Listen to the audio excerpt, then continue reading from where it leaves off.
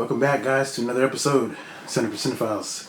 I'm Steven, and today we're going to talk about a little film called 9 Rides.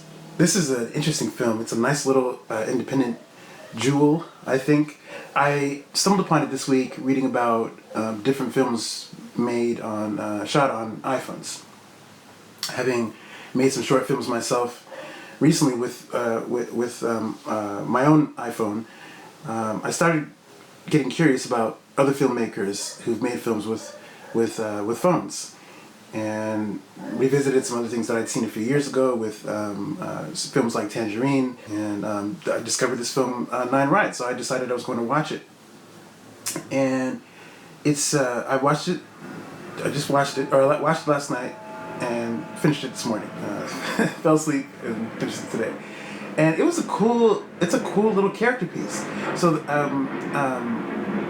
what it's about is about an Uber driver who does 9 rides on the busiest night of the year, which is New Year's Eve, in the city. I'm guessing New York, or in some city where I don't think we're ever told in the movie what the actual location is, but that's not the point. It doesn't matter.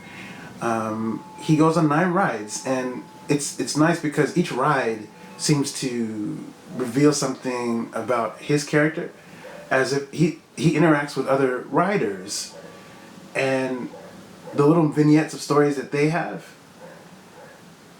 they blend into his story, and through the interactions he has with them, little layers of things are pulled back, and we are able to sort of understand him more as a character, which is really, I thought it was really well done, really well written.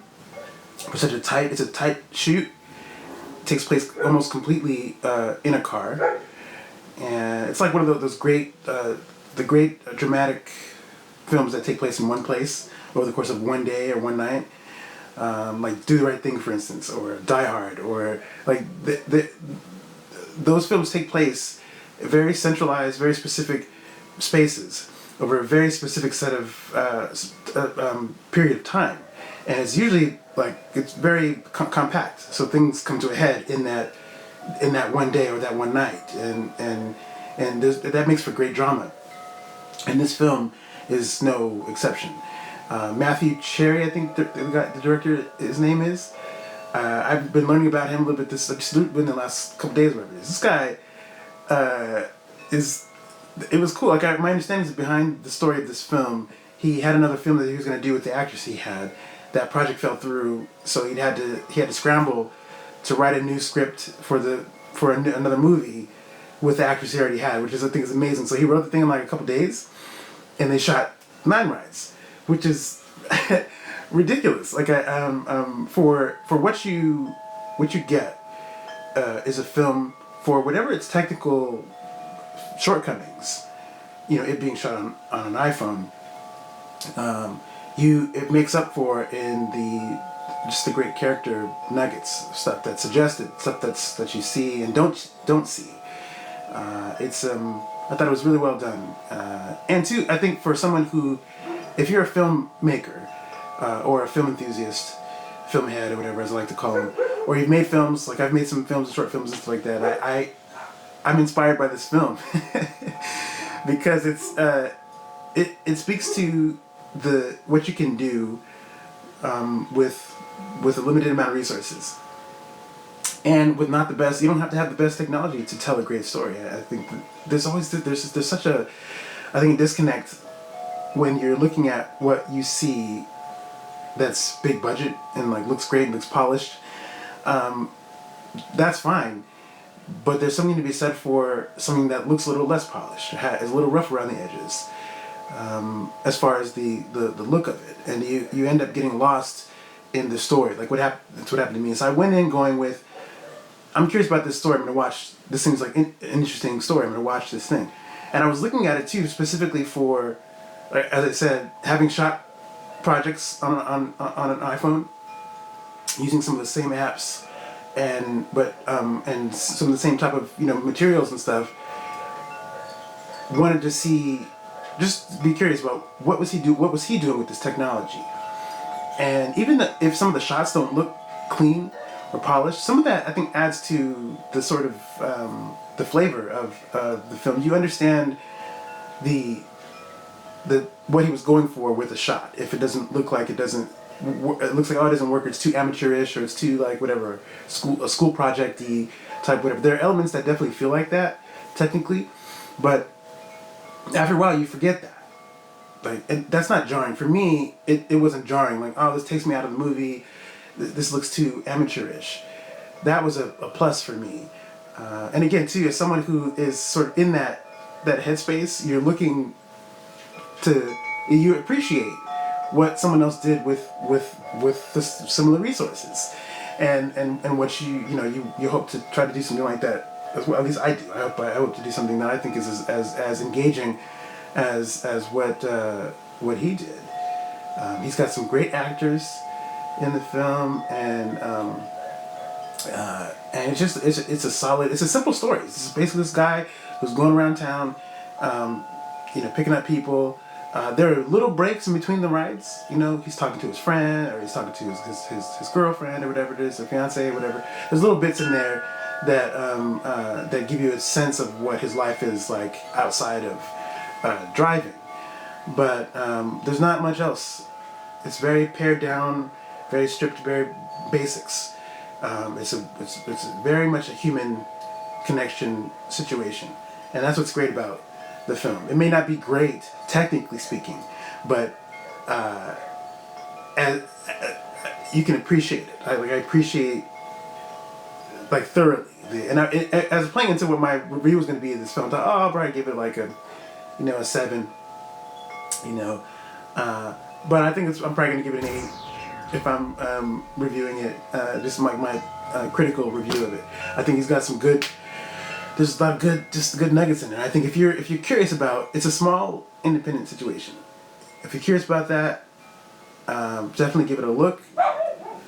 And I think too, my appreciation of it is a little bit different because I'm shooting this very video on one of the same phones that he used to make his movie, using the same apps. I don't have the same lenses. One day I want to try to get some of the same similar technology and do something like that, because I think that's an achievement. Anyone who making a film is not easy. It may be fun. It's fun sometimes, but it's not always easy. So, especially you're making a sustained piece and using the technology to help inform the story. Which is, I think particularly what this film was. It was shot on the phone. There are little title cards that have little icons that you would see on an iPhone or an iPad. So those things enhance the storytelling. It's a little detail, but it adds to the sort of the feeling, the ambiance of the film. You look at most Uber and Lyft drivers have they have their phones. They have navigation devices. You get in the ride. They have the phone on the dashboard or by the by the radio, whatever it is, and the phone is such an integral piece of what it is to be a rider, but also a driver, and particularly for this character who we're following, who is the driver. Little details like that make a difference. Sort of, it puts you in the mindset of this driver. It puts you sort of in the state of almost like reading a book that's written in the first person. It puts you almost pretty close to the headspace of what this guy lives and how he exists. But anyway, I thought it was a good one. This is definitely giving it about an 8 out of 10. And I think I'm aware that critically, my opinion of the film is probably bolstered by just my sort of admiration of what Matthew Cherry has done with little technology. Just how you've put together this. It's an engaging film. I think you get lost in the story of it. I did. And you forget about the technical pitfalls, the shortcomings of the film. But I think too.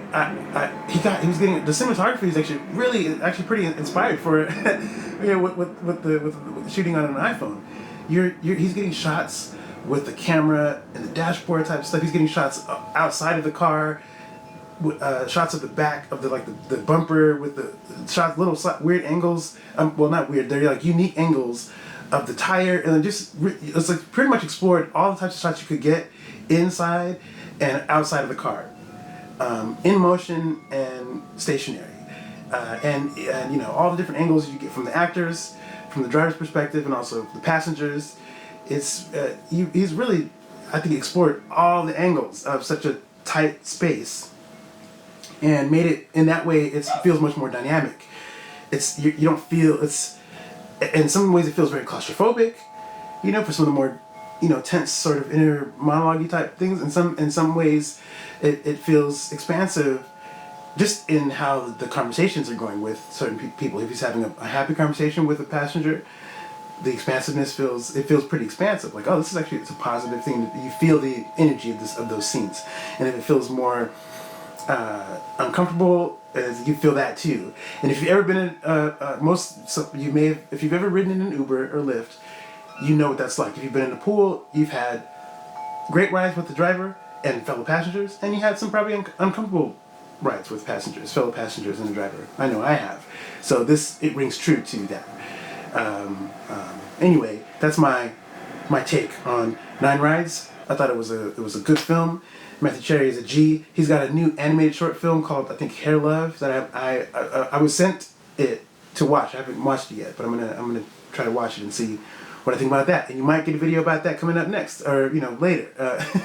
Yeah. Anyway, Nine Rides. Check it out, or not. Either way, thank you for watching this video. I know there's a lot of other things going on that you could be doing, a lot of other things that could be you could be using your time for. But if you've watched this video, thank you for taking the time to do that. In the meantime, I'm out of here.